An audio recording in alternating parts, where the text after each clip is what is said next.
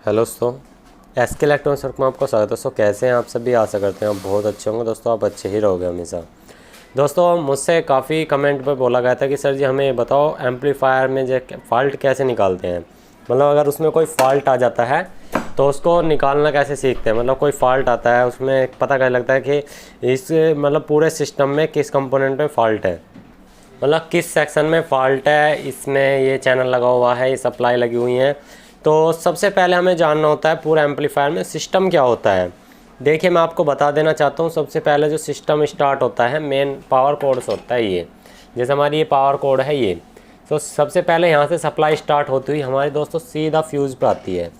देखिए ये जो फ्यूज़ लगा हुआ है यहाँ पे बैक पैनल पे देख सकते हो, ये जो फ्यूज़ लगा हुआ है ये, तो यहाँ से सप्लाई आते हुए सीधा हमारी या तो ट्रांसफार्मर पे आएगी, अगर एम्पलीफायर के अंदर सॉफ्ट स्टार्टर लगा हुआ है इस तरह का तो या तो उसके बाद आएगी। ठीक है, उस पे आने के बाद हमारे जो स्विच होता है ऑन ऑफ का ये इस पे आती है, इससे जाने के बाद जब हमारी मेन ट्रांसफार्मर पे आती है। ठीक है जी, ट्रांसफार्मर से हमारी अलग अलग सेक्शन में बढ़ती है। जैसे ये हमारा पावर सप्लाई सेक्शन इन दोनों चैनल को चलाने के लिए होता है। मतलब चलाना क्या, इसको भी सप्लाई देनी प्लस माइनस, इसको प्लस माइनस सप्लाई देनी, और ट्रांसफार्मर देता है इस कैपेसिटर वाली सप्लाई को। देखिए यहाँ पे 3 तार लगे हुए हैं, ये यहाँ पे सप्लाई जीरो सप्लाई इस तरह से लगाए गए हैं। ये तीनों तार ये मेन तार हैं। इसी में से दोस्तों कुछ तार इनके ऑपरेटिंग के लिए लगे होते हैं। जैसे यहाँ पे रिले लगी हुई है, इसको रिले को चलाने के लिए यहाँ पे 012 दिया गया है यहाँ पर, और ऐसे ही यहाँ पे 012 का एक और कनेक्टर दिया गया है यहाँ पे लगाने के लिए। ठीक है, फिर यहाँ पे है दोस्तों audio board, pre amp board, जिसे प्री एम्प बोलते हैं। इसमें से 12 के 3 तार गए हैं इसे चलाने के लिए। ठीक है, वो पता कैसे लगता है, क्योंकि 4 डायोड जहाँ पे होते हैं और कैपेसिटर होते हैं वहाँ समझ जाओ दोस्तों सप्लाई का यूज़ किया हुआ है। जैसे यहाँ पे देख सकते हो 4 डायोड लगे हुए हैं यहाँ पे और 2 कैपेसिटर हैं। 12 की यहाँ पे सप्लाई का यूज़ किया गया है। ये जो 2 रेजिस्टेंस है 12 पे लगी है, प्लस वोल्टेज माइनस वोल्टेज इस तरह से। ठीक है, और यहाँ पे भी आप देख सकते हो, मैं आपको दिखा देना चाहता हूँ, यहाँ पे आपको 4 डायोड मिलेंगे यहाँ पर के। आपको इधर तो नहीं दिखेगा लेकिन इधर आपको दिख सकता है शायद, देखिए ये लगे हुए 4 डायोड। ठीक है, तो हमारा इनको ट्रांसफार्मर सप्लाई देता है। तो अगर किसी वजह से आपका एम्पलीफायर बिल्कुल डेड आता है, सेट बिल्कुल बंद आता है, तो सबसे पहले आपको फ्यूज़ चेक करना है। फ्यूज़ चेक करने के बाद में दोस्तों आपको देखना है सॉफ्ट स्टार्टर पे लाइन आ रही है नहीं आ रही है। अगर आपके सॉफ्ट स्टार्टर में ऐसी एलईडी नहीं है कोई बात नहीं है, तो ट्रांसफार्मर को जो वायर जाती हैं यहाँ पे ये 2 वायर जा रही हैं मेन लाइन की, तो इस पर हमें वोल्टेज चेक करनी है 220 वोल्ट पे मल्टीमीटर को लगा के। जैसे आपके पास ये मल्टीमीटर सभी के पास होता है, यहाँ पे 750 वोल्ट AC पे रख करके आपको वोल्टेज चेक करनी है। जब आपको लगे कि वोल्टेज ओके आ रही है तो ठीक है, नहीं आ रही तो दोस्तों सॉफ्ट स्टार्टर पे काम करना होता है। इसमें काम क्या होता है, या तो फ्यूज़ उड़ जाता है या रिले ऑन नहीं होती है। इन रेजिस्टेंस ख़राब हो जाने की वजह से भी हो जाता है दिक्कत। वैसे इनसे कोई रिले का संबंध नहीं होता है। अगर ये दोस्तों ये सर्किट होता है इसको चलाने के लिए, अगर ये ख़राब हो जाएगा तो ये हमारी रिले ऑन नहीं होगी और हमारा सेट हमारा ऐसा ही रहेगा, हल्का बजेगा, मतलब मज़ा नहीं आएगा, क्योंकि वो इन पे लोड रहेगा। इनकी जगह NTC भी लगे हो सकते हैं। ठीक है, तो कहने का मतलब ये है यहाँ पे हमारी पूरी पावर सप्लाई आनी चाहिए 220 वोल्ट जब हमारे इसमें पावर दे रखी हो। ठीक है, अगर आपने देख लिया भाई यहाँ तक पावर आ गई लेकिन सेट फिर भी ऑन नहीं है, क्योंकि सबसे पहली कंडीशन बनती है सेट की ऑन की। तो जब हमने देख लिया भाई यहाँ पे 220 वोल्ट आ गई, फिर आपको चेक करना है यहाँ पे ये जो ये 3 पॉइंट है इन पे अपना जितना भी है 60 0 60 है, 120 0 120 है, 90 0 जितना भी सप्लाई है यहाँ पे आपको सप्लाई चेक करनी है। मल्टीमीटर को वही 200 वोल्ट AC पे रख के या 750 वोल्ट AC पे ही रहने देना है। ठीक है जी, उसके पश्चात आपको यहाँ पे फ्यूज़ होल्डर को खोल के देख लेना है, क्या पता फ्यूज़ उड़ गया हो, क्योंकि फ्यूज़ उड़ जाता है जब भी दिक्कत हो जाती है, या फ्यूज़ लगे होते हैं इसमें, किसी में होते हैं किसी में नहीं होते हैं। वैसे कंपनी के हर एक सेट में लगे होते हैं। जैसे यहाँ पे देखिए इसमें मैं फ्यूज़ दिखा देना चाहता हूँ, इस तरह का आपका फ्यूज़ लगा हो सकता है। इसमें आपको टेस्ट कर लेना है, बीप साउंड आएगा। अगर आपका फ्यूज़ ठीक है, आपने देख लिया कम्प्लीटली फ्यूज़ ओके है हमारा, उसके बाद में ये जो रेक्टिफायर लगा हुआ है इस पर हमें वोल्टेज चेक करनी है। फ्यूज़ से डायरेक्ट हमारी रेक्टिफायर पर जाती है लाइन। ठीक है, हमें जो रेक्टिफायर है इन पे वोल्टेज चेक करनी होती है। बीच में देखिए यहाँ पे सिंबल बना हुआ है साफ साफ, देखिए माइनस माइनस मतलब AC की लाइन, और यहाँ पे प्लस है यहाँ पे माइनस है। तो यहाँ पे प्लस माइनस पे हमें फिर वोल्टेज चेक कर लेनी होती है जब ये कन्वर्ट कर रहा हूँ। अगर ये कन्वर्ट नहीं करेगा शॉर्ट हो जाएगा तो दोस्तों ये फ्यूज़ बार बार बर्न होने के खतरा रहेगा, मतलब चांसेस पूरे रहेंगे। तो इनमें से हमारे दोस्तों प्लस पे और माइनस पे वोल्टेज आ जानी चाहिए जब आपका एम्पलीफायर ऑन हो। तो ठीक है, आपने देख लिया यहाँ पे भाई वोल्टेज आ रहे हैं, उसके पश्चात भी एम्पलीफायर ऑन नहीं हो रहा, तो फिर हमें कैपेसिटर पे वोल्टेज चेक करनी है। आपकी कैपेसिटर पे वोल्टेज आ रही है तो ठीक है, चेक कैसे करनी है, इनके नीचे 2 पॉइंट होते हैं। ठीक है, उसके बाद में यहाँ पे दोस्तों कनेक्टर लगे हुए हैं यहाँ पे सप्लाई के प्लस वोल्टेज, माइनस वोल्टेज और ग्राउंड। देखिए यहाँ पे माइनस वोल्टेज है, बीच में ग्राउंड है, और यहाँ पे दोस्तों ये प्लस वोल्टेज है। तो यहाँ पे हमें प्लस वोल्टेज, माइनस वोल्टेज और ग्राउंड यहाँ पे चेक करनी होती है कि भाई इस कार्ड के लिए और इस कार्ड के लिए हमारी वोल्टेज जा रही हैं नहीं जा रही हैं।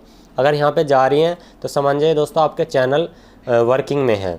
अगर दोस्तों चैनल पे जा रही है, जब भी ऑडियो नहीं आ रही है, मतलब आपके एम्पलीफायर में कोई लाइट वगैरह लेवल नहीं दे रहा, तो हमें ये चेक करना है ये जो इंडिकेटर है ये हमारे किस सेक्शन से जुड़े हुए हैं। तो ये इंडिकेटर जो है दोस्तों ये हमारे सीधे जा कर के यहाँ से सेक्शन से जुड़े हैं, मतलब रिले वाले सेक्शन से।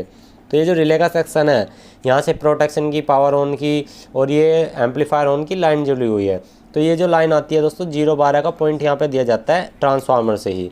और जब ये 0-12 अगर लाइन किसी वजह से यहाँ पे मिस हो गई या कोई कनेक्टर लूज़ हो गया या यहाँ पे कोई भी डायोड ख़राब हो गया, तो दोस्तों ये पावर लाइन नहीं आएगी और आपको आउटपुट नहीं मिलेगी।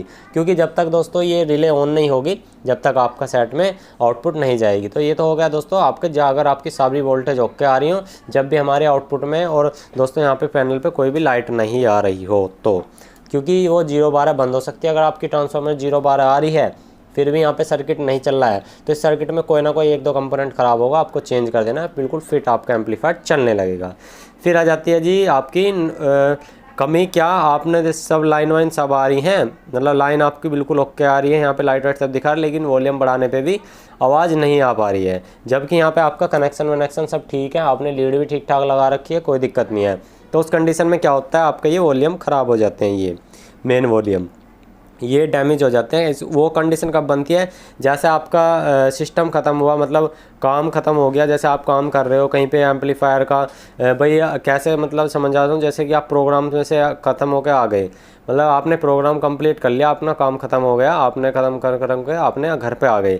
उसके बाद में दोस्तों क्या किया आपने, 1 दिन, महीने, 2 महीने, 2-3 महीने के लिए आपने एम्पलीफायर रख दिया। रखने के बाद क्या होगा, इनमें धूल चली जाती है, ये जो वॉल्यूम होते हैं इनमें धूल चली जाने की वजह से इन पर कार्बन जम के अपनी ये लाइन के ट्रैक को काट देते हैं, और आपकी दोस्तों आउटपुट में कोई मतलब फ्रिक्वेंसी नहीं मिलेगी, मतलब इससे गेन नहीं मिलेगी और आउटपुट में भी गेन नहीं देगा। तो उस कारण से दोस्तों आपके वॉल्यूम ख़राब हो जाने की वजह से ये समस्या बन जाती है। सपोज़ कीजिए आपने वॉल्यूम भी न्यू डाल दिए, लेकिन आपकी कोई भी फिर भी जो रिक्वायरमेंट है वो पूरी नहीं हो पा रही है, मतलब एम्पलीफायर नहीं चल पा रहा। तो वो दोस्तों कमी क्या हो जाती है, जब आपने वॉल्यूम भी चेंज कर दे लेकिन फिर भी नहीं है, तो क्या होता है दोस्तों, इसकी हमें सप्लाई चेक करनी होती है 12-0-12 की। यहाँ पे 12-0-12 की सप्लाई, जब तक इस पर सप्लाई नहीं जाएगी, या तो आवाज़ बिल्कुल आपकी धीमी आएगी आउटपुट में दोनों चैनल पे, या आपकी दोस्तों आवाज़ आएगी नहीं। ठीक है, ये कंडीशन बता रहा हूँ। अरे बार बार जो प्रोटेक्ट मारता रहेगा एम्पलीफायर, तो दोस्तों ये जो फॉल्ट आता है प्रोटेक्ट मारने का ज़्यादा, और आपने सभी चीज़ें देख ली फिर प्रोटेक्ट दिखा रहा है, जो तो ये दोस्तों इसका सिस्टम का फॉल्ट होता है। इसमें क्या होता है, हमारी ये आईसी शॉर्ट हो जाती हैं, और यहाँ पे या एक वोल्टेज भी है तब भी दिक्कत आ जाती है। ठीक है ना, तो आप उस कंडीशन में यहाँ पे 12-0-12 की पूरी लाइन चेक करनी है। जैसे आपने यहाँ पे 12-0-12 लाइन दे रखी है, तो इसमें से अगर आपकी 12 वाला पॉइंट हटाएगा, 0-12 ही लगा रह रहा है, तब भी आपके चैनल में प्रोटेक्ट मोड दिखाएगा। ठीक है जी, उसका बाद हमारे यहाँ पे फाइनली काम ख़त्म हो गया इनका।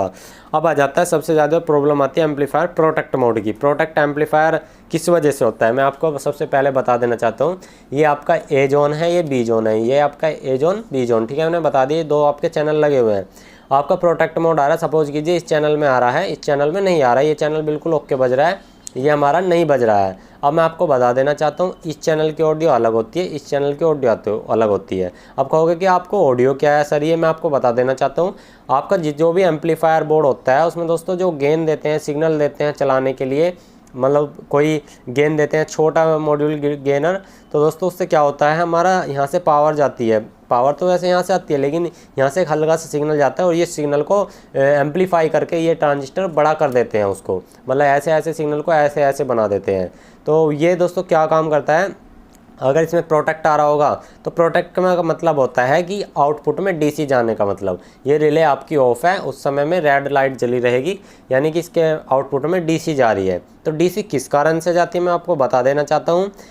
अगर ये जो आपकी दोस्तों इनपुट है, इनपुट में भी अगर डीसी मिलेगी तो आउटपुट में भी डीसी ही मिलेगी, क्योंकि ये एक एम्पलीफायर का काम रहा है। एम्पलीफायर क्या होता है, एम्पलीफायर छोटे सिग्नल को बड़े सिग्नल में बना देता है, बस ये काम होता है।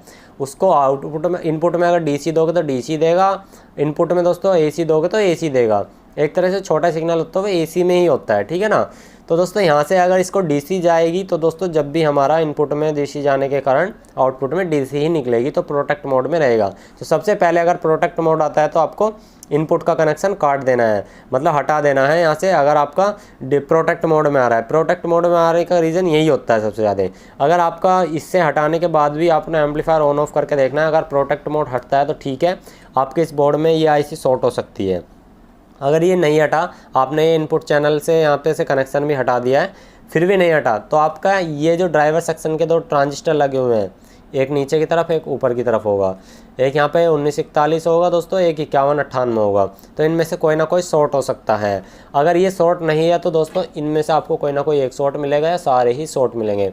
एक तरफ 5200 लगे होंगे दोस्तों, एक तरफ आपको 1943 लगा होगा, ठीक है। इसी तरह से आपको चेक करना है, इनमें से कोई ना कोई एक शॉर्ट मिलेगा, वो आप चेंज करके कर दोगे, 101% आपका चैनल ओके हो जाएगा। ये 2 कमी आती है प्रोटेक्ट की वजह से।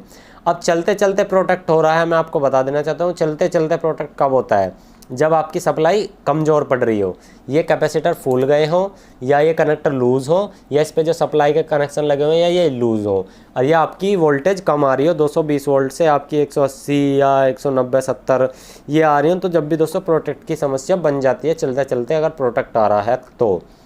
अब दोस्तों बहुत से बोलते हैं सर दोनों चैनल पर प्रोटेक्ट आ रहा है, लेकिन चैनल बिल्कुल ओके हैं, कोई फॉल्ट नहीं है, सारे ट्रांजिस्टर सब ओके हैं, वोल्टेज सब ओके है, फिर भी प्रोटेक्ट आ रहा है दोनों साइड पे।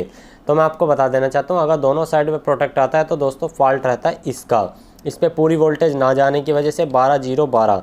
अब ये मैं दोस्तों बता रहा हूँ EC एम्पलीफायर का सिस्टम नहीं है, ये CA12 CA MT5500 MT1201 MT1601, यहाँ पे BM6050 दोस्तों बहुत सारे एम्पलीफायर आते हैं DJ के रिपेयर होने के लिए, उनमें मोस्टली सेम सा ही होता है, बस उसका ये सिस्टम और ये सिस्टम पैनल पे दे दिया जाता है इनपुट आउटपुट पे, बस बाकी सब कुछ सेम ही रहता है दोस्तों, उसमें इनमें ज़्यादा डिफरेंस नहीं है, ठीक है। वो क्लास HB होते हैं, AB भी होते हैं, ये जैसे AB एम्पलीफायर है वो क्लास H होता है, उसमें मॉसफेट भी लगे होते हैं, ट्रांजिस्टर की जगह मॉसफेट लगे होते हैं 3-4 ड्राइवर सेक्शन के लिए, इसमें ट्रांजिस्टर लगे हैं, बस बात वही आती है सेम टू सेम। तो इसलिए आपको वही मेथड अप्लाई करना है जो मैंने आपको बताया है। इसकी जगह दोस्तों आपका आउटपुट IO बोर्ड लगा होता है, इनपुट आउटपुट बोर्ड बोलते हैं जिसे, ठीक है, ये होता है, ठीक है। दोनों में अगर प्रोटेक्ट आ रहा है तो दोस्तों आपका इसी का फॉल्ट होता है। इसमें 5532 IC लगे होते हैं, 5532 IC चेंज कर दो, आपका फॉल्ट बिल्कुल क्लियर हो जाता है। तो दोस्तों एम्पलीफायर से रिलेटेड फिर भी आपको कोई क्वेश्चन क्वारी हो तो मैं कमेंट कर देना, काफ़ी सारी वैसे वीडियो हमने बना भी रखी है अपने चैनल पे।